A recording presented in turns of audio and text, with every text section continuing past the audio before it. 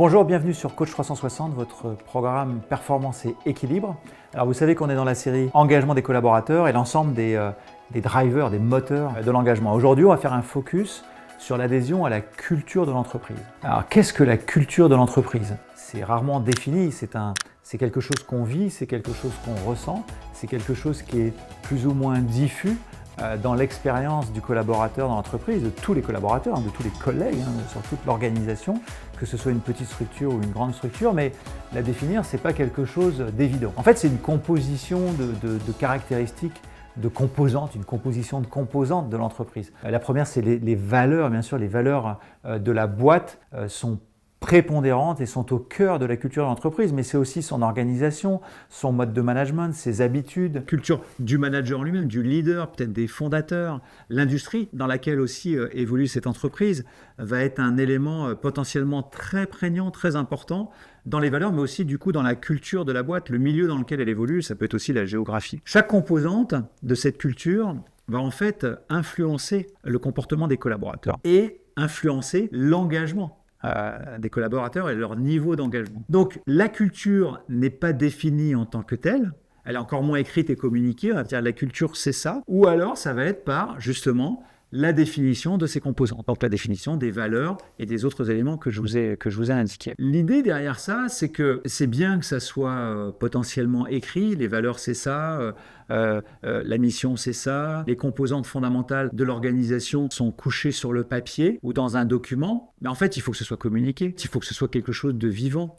On peut en faire quelque chose de vivant, d'actif, voire même d'évolutif. Quand on communique les valeurs et toutes les composantes de la culture dans l'entreprise, à travers l'organisation, dans la communication interne, aussi communication externe, mais on en parlera après, on crée quelque chose qui est vécu de façon plus évidente par tous les collaborateurs. Alors bien sûr, on a tendance à en parler aux nouveaux arrivants, mais parfois on n'en parle pas à ceux qui sont déjà en place. Alors, vous savez, on oublie, les choses se diluent dans le temps. Et si vous avez par exemple dans votre organisation un livret d'accueil, il y a parfois même des PME, des TPE qui créent un livret d'accueil pour que le nouvel arrivant, il ou elle, puisse lire les composantes. Les valeurs de la boîte, c'est ça. La mission de l'entreprise, c'est ça.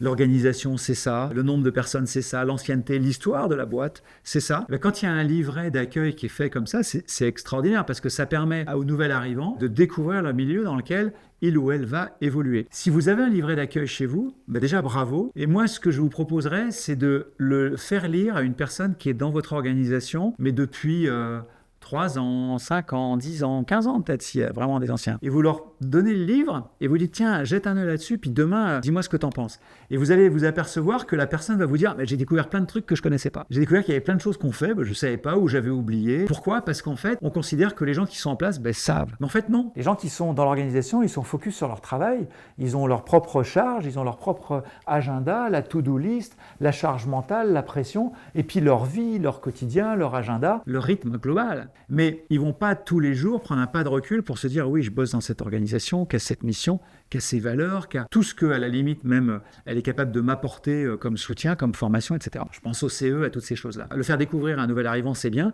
mais il faut le communiquer de façon quotidienne à nos collaborateurs. On ne va pas leur raconter toute la vie de la boîte tous les jours, mais il faut que ça transpire dans le management, dans la posture même du leader, de façon à ce que ces éléments, dans des moments où on fait un point culture, dans une communication super importante dans l'année, par exemple lors des vœux de fin d'année ou vœux de début d'année, ou la publication ou la communication en interne des résultats ou du chiffre d'affaires au trimestre ou au milieu de l'année, c'est des moments où parfois on rassemble les gens, c'est des très très bons moments pour rappeler des points clés de la culture de la boîte. Et ça, c'est pareil pour les petites structures, qu'on soit 5, 10, rappelez le pourquoi on est là, rappelez ce qui nous guide, rappelez ce qui est important pour lui ou elle en tant que leader, parce que c'est ce qui le guide ou c'est ce qui la guide. Et du coup, c'est autant de points qui, régulièrement rappelés, permettent aux collaborateurs de dire « Ah ouais, ça j'aime bien ».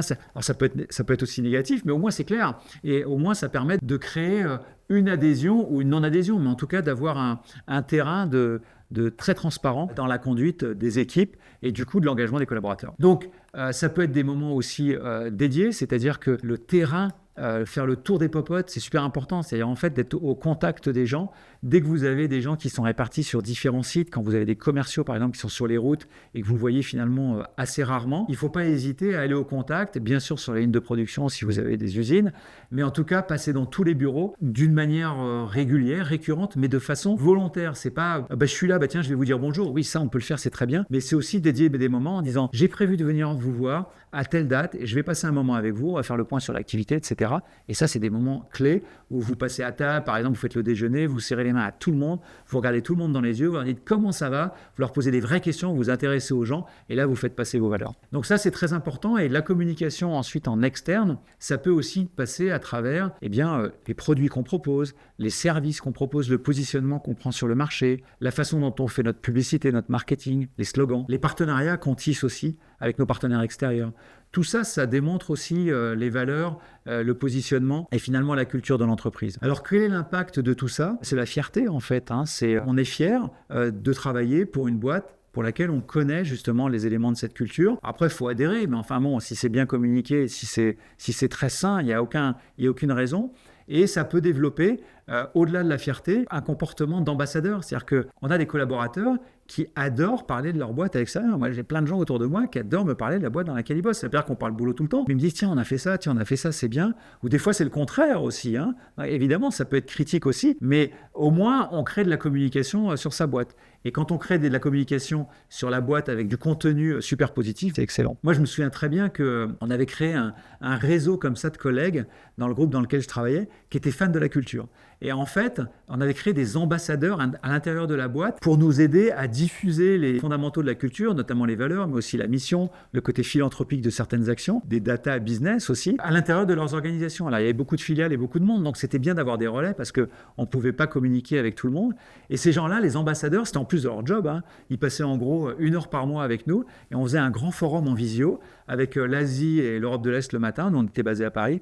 Et puis l'Europe de l'Ouest et puis les Amériques Nord et Sud l'après-midi. Et on faisait 2 visios et on rassemblait 300 personnes au total sur les 2. Parfois, il y en a même qui se connectaient la nuit pour être dans la même visio que leur pote qui était à l'autre bout du monde, mais qui voulait voir parce que le gars de Singapour, il voulait parler au gars de Vancouver, juste lui faire coucou et d'être dans la même réunion que lui. Vous voyez, il y avait un truc prégnant d'énergie et de connexion avec les valeurs de la boîte, avec sa culture et avec sa mission. Donc ça, c'était très très bon, ça rendait fier tout le monde et puis ça rend toujours les gens fiers parce que c'est quelque chose qu'ils ont continué et c'est très puissant. Au prochain épisode, je vais vous parler des connexions émotionnelles entre les collègues. Si vous voulez en savoir plus sur ce qu'on vient de traiter aujourd'hui, n'hésitez pas à cliquer ici. À très bientôt.